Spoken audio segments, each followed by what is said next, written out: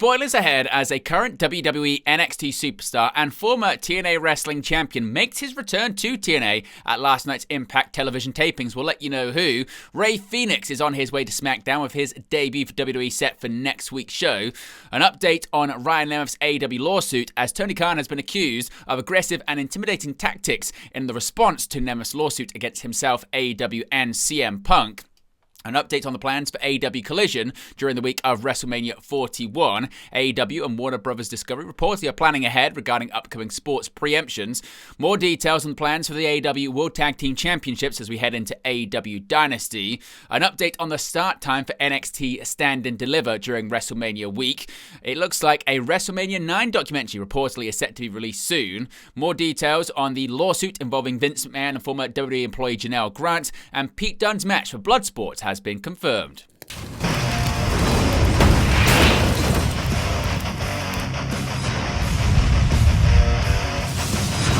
Hey guys, welcome back to Wrestling News 365. Hope everyone is doing very well. As always, there are plenty of news stories to get into in the world of professional wrestling. A reminder, you can join the WN 365 roster by clicking that join button. You get your badges, your emojis, and your exclusive members-only content, including gaming, which is coming soon. Let's start with some spoilers here. Now, if you don't wish to be spoiled about just who has showed up at the recent TNA Impact television tapings, you can skip ahead. I'll give you 5 seconds. 5, 4, 3, 2, 1, because current NXT superstar, former NXT champion, former TNA World Tag Team champion, Ethan Page is back in TNA wrestling as part of the crossover between WWE NXT and TNA. Now, TNA Wrestling held its latest set of television tapings for TNA Impact on March 28th and 29th from the St. Joseph Civic Center in St. Joseph, Missouri. During the tapings, a former TNA and current NXT wrestler made his return to the company, and he did it with a smile on his face. Now, when it's a smile on his face, you know exactly who we're talking about here. It indeed is Ethan Page. NXT's Ethan Page returned to TNA Impact and said he's coming for gold. Now, at the tapings, according to ex-user the Jordan Bass, Page confronted Frankie Kazarian, and after Kaz said he was cashing in his call your shot opportunity against TNA World Heavyweight Champion Joe Hendry. However, this is when Page came out and announced he had already signed for a match against Joe Hendry for the title as well. So now the title match will be a triple threat match at TNA Rebellion, happening on Sunday, April 27th, 2025. Of course, Page competed in TNA/Impact Wrestling from 2017 to 2021, competing as a single star and one half of the North with Josh Alexander. The North won the Impact World Tag Team Championships 2 times before Page left the company and began working for All Elite Wrestling. So it looks like Page is back in TNA for now. He previously said on the takedown on SI that he wanted to take on Nick Nemeth, formerly known as Dolph Ziggler, in a match. Maybe that will happen, maybe it won't. We'll have to wait and see. But what are your thoughts on Ethan Page being back in TNA?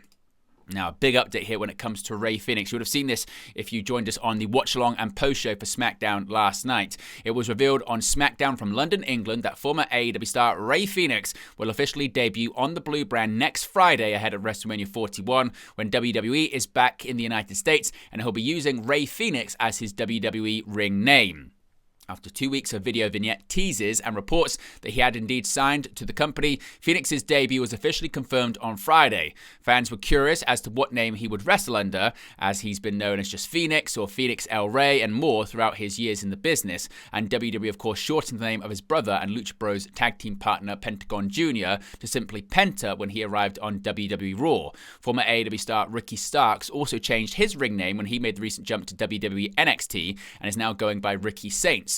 Fenix's debut comes after AEW President Tony Khan released the luchador from his contract after months of speculation. Khan initially added injury time to Fenix's deal, so he couldn't join his brother in WWE as quickly as it was reported. The brothers had discussions with WWE before their AEW contracts were up. Khan reversed his decision and released Fenix from his contract at the beginning of May, and now he's set to make his debut next week for World Wrestling Entertainment on SmackDown.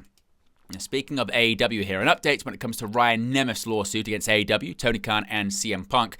The legal battle between Tony Khan and former AEW wrestler Ryan Nemeth isn't going away quietly. Of course, back in February, Ryan Nemeth filed a lawsuit against AEW, Tony Khan and CM Punk, featuring a series of eyebrow-raising claims concerning Punk's time with the company. In the lengthy suit, it's noted that Punk served in a role of executive leadership and that Khan has a very deep personal affinity for the star. The filing contained allegations of assault, breach of contract, and claims that Punk left Nemeth embarrassed and humiliated. In response, Tony Khan and AEW sought to compel Ryan Nemeth into private arbitration, which will see the wrestlers' contracts involved remain sealed. Now, in a post on his Substack, Ryan Nemeth took issue with how Tony Khan and AEW have handled their legal battle. The star broke down how he was served legal papers that confirmed he was being countersued by his former employer. Quote, "The night of our second and final performance, I was approached by a man in the theatre lobby just outside the restrooms. He said he was there to serve me legal papers. Hey, sorry, you're getting sued, and apologized for doing it at this inopportune time. He was giving me a legal notice that my former employer was suing me to move our legal dispute to arbitration, i.e. to keep everything private," end quote. Nemeth explained that while he and his legal team made sure Khan wasn't ambushed and was given the chance to review the original suit before it was officially filed, he wasn't afforded the same courtesy. The TNA star dismissed the idea that Khan didn't have a choice when his suit was served, claiming his actions were aggressive and designed to intimidate. Quote, "Nobody was ambushed, nobody was caught off guard. In fact, one might argue that me choosing the unfortunate lawsuit option was telegraphed very clearly by 2 years of me trying all other non-lawsuit options. Finally, after that very fair, very professional heads up, we filed. For those of you with the knee-jerk reaction of, that's how it works, idiot, he doesn't get to choose when they serve you, I'll say this, my former employer, a billionaire, definitely had a choice. He could have very easily sent the notice to my attorney. He has his contact info. I mean, my attorney's contact information is printed quite clearly on the paperwork that I was served, so there goes that excuse. He could have sent it to my attorney on Monday morning, or any morning for that matter. So yeah, my first thought was also, well, this wasn't intentional, but it kind of was. The billionaire in question definitely has my attorney's information, as does his legal team and any independent counsel he's gotten involved in this. These are aggressive tactics that I believe are designed to intimidate me and stop me from speaking up about how I was treated," end quote. Nemeth said he was offered a new AEW contract in lieu of the lawsuit, but he turned it down. He also turned down a settlement offered by the company, which he claims the lawyer involved had no authority to offer. Going back to when he was served, Nemeth said the way in which it was done was pathetic, and the star turned his attention to Tony Khan. Quote, "The one man who single-handedly runs the entire company can't claim plausible deniability at every turn on every issue that seems remotely negative." Nemeth closed by saying there was more, quote, "humane and professional ways the situation could have been dealt with." Of course, we get any more details on this, we'll let you know in an upcoming video. Now, the plans for AEW Collision during WrestleMania 41 week have now been revealed too. AEW Collision will shift nights during WrestleMania 41 week. The TNT schedule lists AEW Collision airing on Thursday, April 17th, as opposed to Saturday, April 19th for WrestleMania week. The event is scheduled to air live at 8 p.m. Eastern and is titled AEW Collision Spring Breakthrough. The AEW schedule lists AEW Collision for April 17th at the MGM Music Hall at Fenway in Boston, Massachusetts. Quote, "Boston, All Elite Wrestling returns with an epic back-to-back nights of professional wrestling as AEW Dynamite and AEW Collision invade MGM Music Hall, Fenway, April 16th and 17th. WrestleMania 41 Saturday is scheduled for Saturday, April 19th. Now, speaking of plans to shift things around for preemptions, AEW Collision, of course, has seen some of its biggest ratings ever so far this year, and that is in large part due to Warner Brothers Discovery giving All Elite Wrestling some of the best possible spots on their schedule. The Grand Slam Australia event on February 15th aired immediately after the NBA All-Star Weekend coverage on TNT, resulting in AEW's first quarter hour to surpass 1 million viewers in nearly a year, and the two-part Slam Dunk episodes of Collision that aired on March 22nd and 23rd earned the highest average ratings for the show since December 2024. In the latest edition of the Wrestling Observer newsletter, Dave Meltzer reported that experiments like what happened with the Slam Dunk shows could happen again in the near future.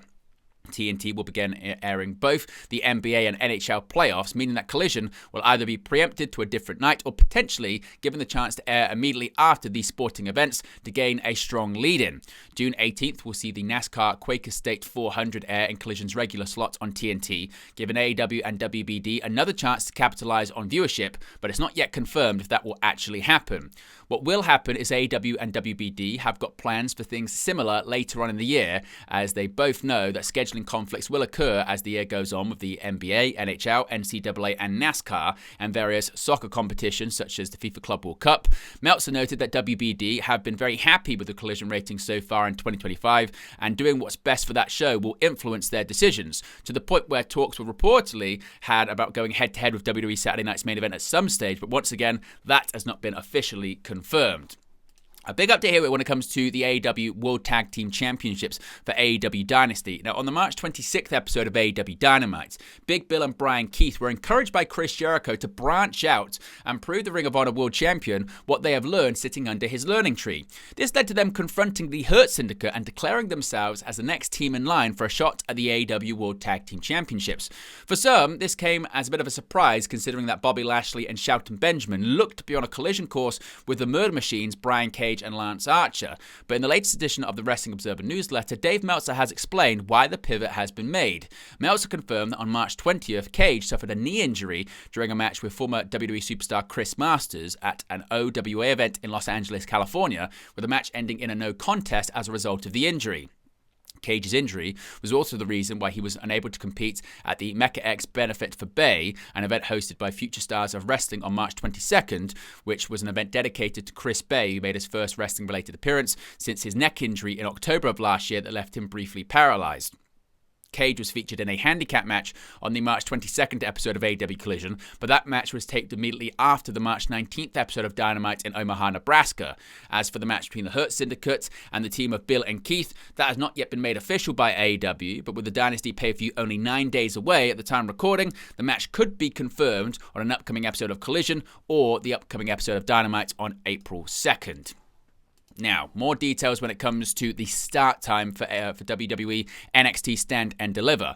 WWE NXT will once again have a presence over WrestleMania weekend, as the Stand and Deliver Premium Live event will take place on April 19th at the T-Mobile Arena in Las Vegas, Nevada. The show will be the final stop before WrestleMania 41 kicks off later that day, but for fans who want to attend the show, they will have to set their alarms a lot earlier than expected. Dave Meltzer has confirmed in the latest edition of the Wrestling Observer newsletter that Stand and Deliver will officially start at 10 a.m. Pacific, with the show being broadcast live across the country. That means the start time on the East Coast will be 1 p.m. The show was originally scheduled to start at 1 p.m. Pacific, 4 p.m. Eastern, but due to the fact that WrestleMania 41 is set to start in the afternoon, it would have been impossible for fans at the T-Mobile Arena to get to Allegiant Stadium in time for the beginning of the event.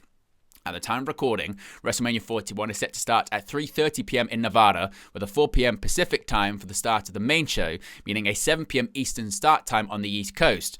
No matches have been made official for the event, with just over 3 weeks to go until the show, but fans who tune in to the CW every Tuesday will see match announcements in the coming weeks.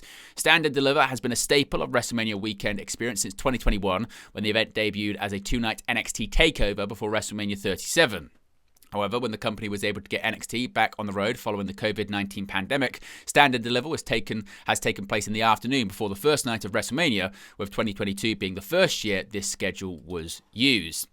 Now, speaking of WrestleMania, a documentary about WrestleMania 9 is set to be released in the near future. WWE fans can look forward to watching a documentary focusing on WrestleMania 9, according to a new report.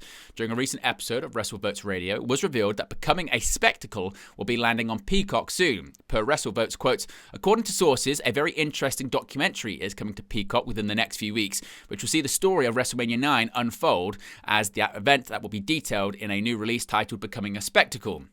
WrestleMania 9 took place at Caesars Palace in April of 1993, which, of course, is mainly remembered as the night Hulk Hogan walked away as WWF champion after Yokozuna had defeated Bret Hitman Hart just minutes earlier.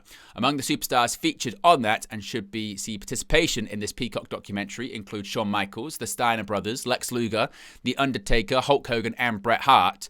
So it's always interesting where they decide to do documentaries on a single show, single events. They're picking WrestleMania 9, obviously, because WrestleMania 41 is in the same place, Las Vegas, Nevada, but I think they picked WrestleMania 9 because a lot of the superstars, fortunately, are still with us. All of those guys mentioned wrestled that night and can still talk about it today. WWE, of course, filmed a lot of backstage footage at WrestleMania 9 too, some of which has already been seen in things like the 2011 DVD release of The True Story of WrestleMania. Of course, one of the stars of WrestleMania 9, Lex Luger, which you can see on the screen right there, will be inducted into the 2025 class of the WWE Hall of Fame during WrestleMania weekend. Now, more details when it comes to the lawsuit involving Vince McMahon and former WWE employee Janelle Grant. Attorneys for Janelle Grant filed a report on Friday asking the court to move her case against Vince McMahon, John Laurinaitis, and WWE to discovery. The defendants are resisting, saying it's premature. They continue to argue that the case should be sent to private arbitration rather than public court, citing the arbitration clause in the non-disclosure agreement that is central to this case. Judge Sarah F. Russell will decide whether discovery should begin before a decision is made about the defendant's efforts to move the case to arbitration.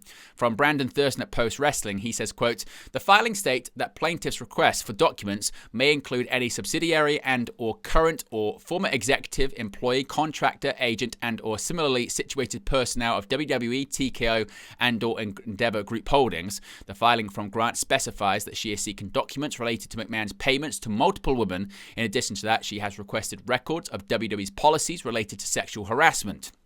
Grant's attorneys indicate they want travel records submitted for McMahon, Laurinaitis, or Brock Lesnar. Grant alleges in her lawsuit that she was sexually assaulted by McMahon and Laurinaitis and that she was trafficked. As part of her trafficking claims, she alleges that sexual encounters with her were offered to Lesnar amid his contract renegotiation with WWE. In response, the defendants argue that starting discovery now could be a waste of time and money if the court later agrees to send the case to arbitration. In an email included as an exhibit in Friday's court filing, a Paul Weiss attorney representing WWE argues that local rules in Connecticut federal court allow discovery to be delayed until the judge decides whether the case will proceed in court or be sent to arbitration. Kendra Barkoff-Lammy, a spokesperson for Grant, gave the following statement to Post, quote, "Janelle Grant's courage continues to be an inspiration to so many. Her filing today seeks to move forward with her pursuit of justice and accountability against Vince McMahon, John Laurinaitis, and WWE for the horrific sex trafficking and abuse inflicted upon her," end quote. On January 31st, Janelle Grant's team filed a motion to amend her lawsuit against Vince McMahon, John Laurinaitis, and WWE. The motion includes new details in McMahon's alleged treatment of Grant. Of course, we get any more details or developments on the case, we'll let you know in an upcoming video. And finally, Pete Dunne's opponent for the upcoming Bloodsport event has been confirmed. Pete Dunne and Timothy Thatcher will clash at Josh Barnett's Bloodsport 13. Bloodsport 13 is scheduled for April 17th in Las Vegas during WrestleMania 41 week. This will be Dunne's debut at Bloodsport. Thatcher is 3-4-1 in Bloodsport competition. But there you go, guys, the latest pro wrestling news for you. Be sure to smash a like on the like button. Be sure to subscribe, bottom right-hand corner. As always, let me know your thoughts in the comment section below. As always, you can join the WN365 roster. All you have to do is click that join button. Links in the video description. Get your badges, your emojis, and your exclusive members-only content, such as Match Rewatch Series, and also gaming is coming soon exclusively for members. As always, check out the sidebar for upcoming watch-alongs and post-shows. AEW Dynasty is coming up in a few weeks' time. We're also going to be live Monday for Raw for a watch-along and a post-show. Of course, Raw will be taking place from London, England in the O2 as we get closer to WrestleMania. The final stop for John Cena and Cody Rhodes to come face-to-face. We'll be live for that 15 minutes before the show goes on the air on Netflix, so be sure to join us for that and a post-show. Appreciate everyone that's tuned in. Click the like button, and I'll speak to you again very, very soon. Hey guys, thank you for watching, listening, streaming, or coming across this video today. Be sure to click on the video on the right there to watch our next video, or click the bottom there to subscribe, or the bottom right hand corner. Thank you very much, and I'll speak to you again very soon.